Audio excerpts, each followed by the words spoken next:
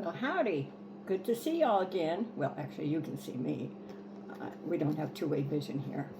It's time to get. Oh well, wait. This is Wednesday, so it's comment day, and I have a comment to make. Here, I've been asking you and letting you know that you can go on my website and get all the pictures for each chapter, and I guess I should let you know what the website is. Now it's simple, easy. It's GrandmaJeanBooks.com. That's Grama, Grandma, Jean, Jean, books. Now I think you know how to spell books, so no problem. .com, and you get to go to my website and see all of these wonderful. Of course, I can't come to one right now. There we go. You get to see all of these wonderful sketches that I made. And remember, I tell the story of why I chose that one. And it's as you go into the website, there's tabs along the top, and you want to go to chapter sketches. And then you get to see and hear, because I tell stories about each picture. So let's see, where were we? Here we go. Oh my goodness, yes. We left Ella and Thomas on that outcropping, and they're not having a happy time with all that wind blowing the way it is. Must be a storm a-brewing, huh? Okay. Thomas has just gone up his about 4 feet this time, not all 8 feet. He went up towards the next post, then he turns and calls for Ella. Ella steps out very carefully, then balances her way to Thomas, making sure she is following exactly in his footsteps and only touching the cables now and then, just to help keep her balance. After he is sure she is secure and holding onto those cables, he moves on up to the next post. It is a slow process, one post at a time. Ella knows she can't make it without Thomas's help, and Thomas realizes that Ella is totally dependent on him. Yeah, for her to be safe, she has to depend on Thomas. A daunting thought for Thomas, that it is. He realizes he can't take it fast. He must do it at Ella's pace, not his. Time is what it takes to move slowly up the outcropping, and a lot of prayers.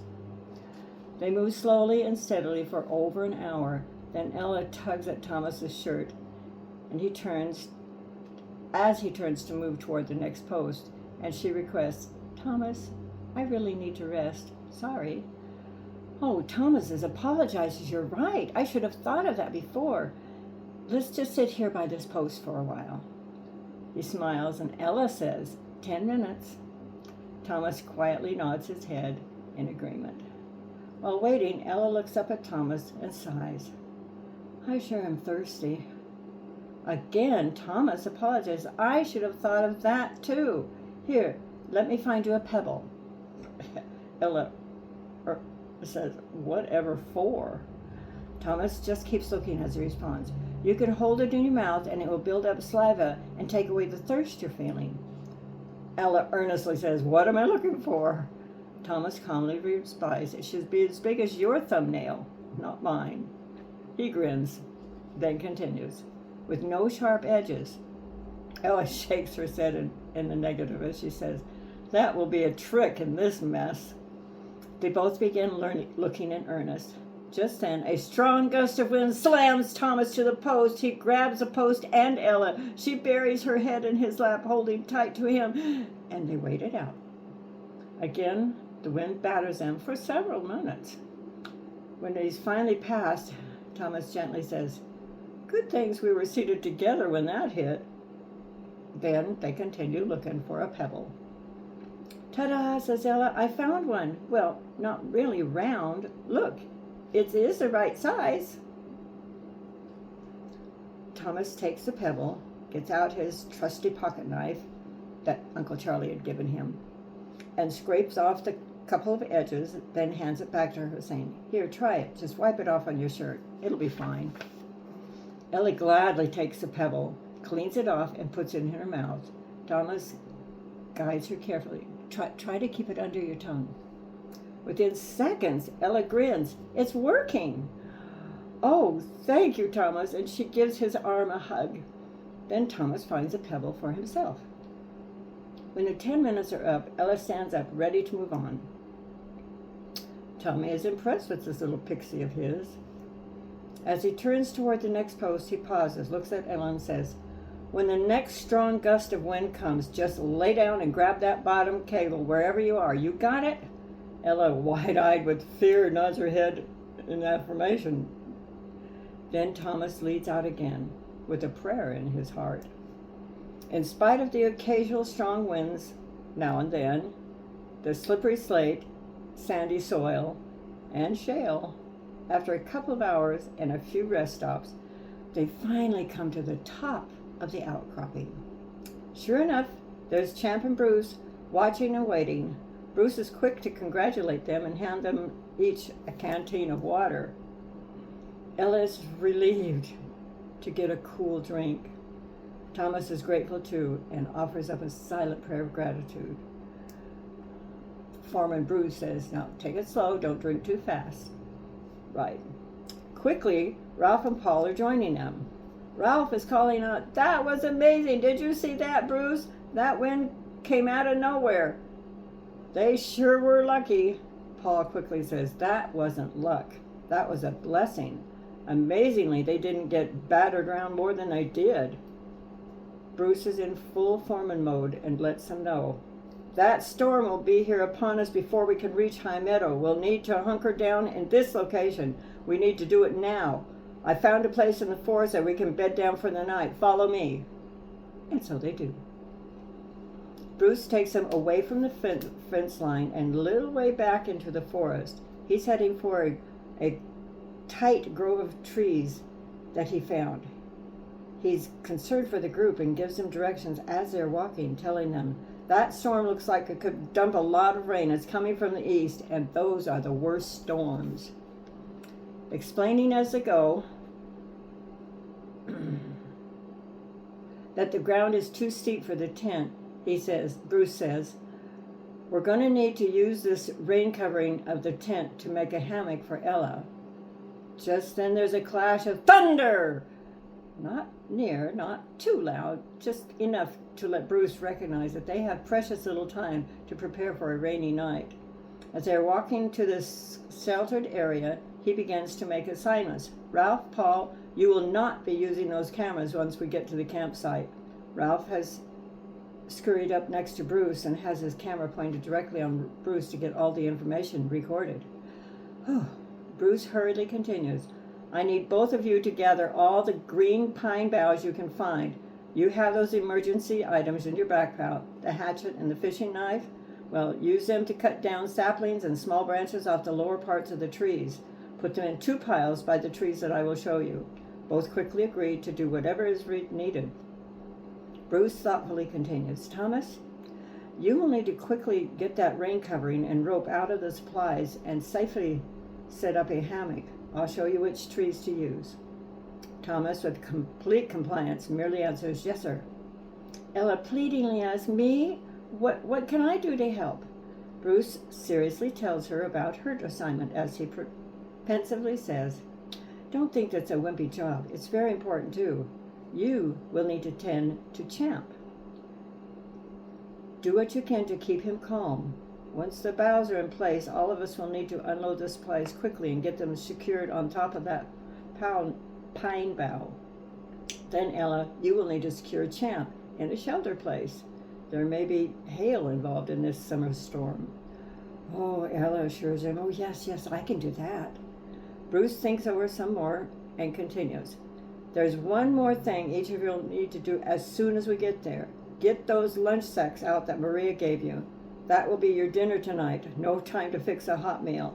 Not even sure we'll even have time to eat before that storm will hit us. Things need to be secured first, then maybe we can catch a quick bite to eat. A late lunch or early supper, whatever it is. Just be grateful, because I'm not sure we'll get to eat at all." Everyone agrees to that suggestion, but by the time they reach their destination, everyone knows what they are to do. Bruce has very little to say once they get there, just a few quick words. "Put your backpack and equipment here by this tree for the time being. We'll secure them later. Now, go get those pine boughs." Everyone immediately gets to work. Thomas and Ella get their backpacks off of Champ. Then all the backpacks are placed by one tree, with lunch sacks next to them. After Bruce shows each of them the tree locations that need to be used, off they each go to their assignments. Thomas is quick to begin unloading the tent to get the rain covering, and Ella is right there to help get supplies off Champ. Bruce reminds Ella that the pine boughs need to be in place first, and he says, all those supplies need to be up away from the wet ground. Ella obediently replies, oh, that's right. So she just steadies Champ as Thomas and Bruce work to get the tent, rain cover, and rope. As they're working to do that, another strong gust of wind works its way through the trees, causing a roaring sound, rather than the song that Ella loves so dearly. She looks up and says a quick prayer. With rain cover and rope in hand, Thomas finds the 2 trees Bruce showed him and begins hanging a hammock for Ella, securing it in with the extra rope, just as Bruce had explained. When that is up, he folds one of the hanging sides inside of the hammock and puts the cot's mattress in the belly of the hammock, as much bedding as he can. He doesn't want her to get too chilled or cold in the rainy night. Bruce is off finding dry firewood for the morning campfire and filling the burlap bag with dry kindling. Ralph and Paul are having great success. The pine boughs are growing rapidly. Talking between themselves as they go, Ralph is amazed and says, this mountain sure is steep. I can see why Bruce wanted to get to the high meadow before dark. Paul nods in agreement and says, yeah, I can't see any level spot for setting up a campsite. They scurry back and forth through the pine grove, finding just the right size of live green branches that are needed. Then they quickly place them by the trees that Bruce had shown them, one for the supplies and one for them to sleep on, and enough to make a lean-to and protection from the rain. They are all working together fast as they can, trying to beat the storm, preparing for the worst and praying for relief. There's another clash of thunder. Champ neighs loudly as the wind roars through the trees. They all scurry about a bit faster. Soon Bruce has them know that there's enough boughs placed on both piles. Ella brings Champ over to the largest pile, as directed by Bruce. She helps as she can with the supplies and tends to Champ most of the time. Everyone helps get the supplies to their pine bed pile. Bedding is in one area. All other supplies, equipment, backpacks, food, water, and dry branches for the fire in the morning are brought to the large pile of boughs. No need to worry about bears or cougars about tonight. Then, with the wind whipping around, it takes all the men to spread the tent over the supplies, using it like a pocket to get it anchored so the supplies don't slip off their bed. Plenty of trees to anchor it. Bruce chose this tight grove of trees because the mountain is so steep, and he knew they would need to anchor everything. Bruce and the boys are in a hurry-up mode as they use the other half of the hammock rope and tie it between the two trees at the foot of their pine bed to anchor their feet on in the night, so they don't slip on down the mountain. They place rocks at the downhill side of both pine piles to keep the boughs from slipping downhill. The wind is blowing steady, not so much that it hinders their progress. As they place their bedding under the awning and use lots of pine boughs over the awning for extra protection. While the sleeping area is being prepared, Ella and Thomas make a run for Champ to be secure. That's a rope between 2 trees, so he can move to whichever area will give him the best shelter in the moment of hail or expected rain. Let's see, did I get that? Hey, I've got to watch my numbers here. Okay, I'm okay. Ella fondly recalls, hey, Thomas, I remember we did this one trail ride when I was in high school. Thomas agrees, yeah, I remember that too. That was my last trail ride before I graduated from high school. They smile at each other, a genuine smile from their heart. And guess what? Oh, yeah, yep. We have come to the end of this exciting part of the chapter. And guess what? it's time to say bye-bye. Well, I'd like to leave it a little quick thought of gratitude. I'm really grateful you take the time to listen to my stories and that you go about striving to do what Jesus would do throughout your day. So, thanks, and bye-bye. Love hugs from Grandma Jean.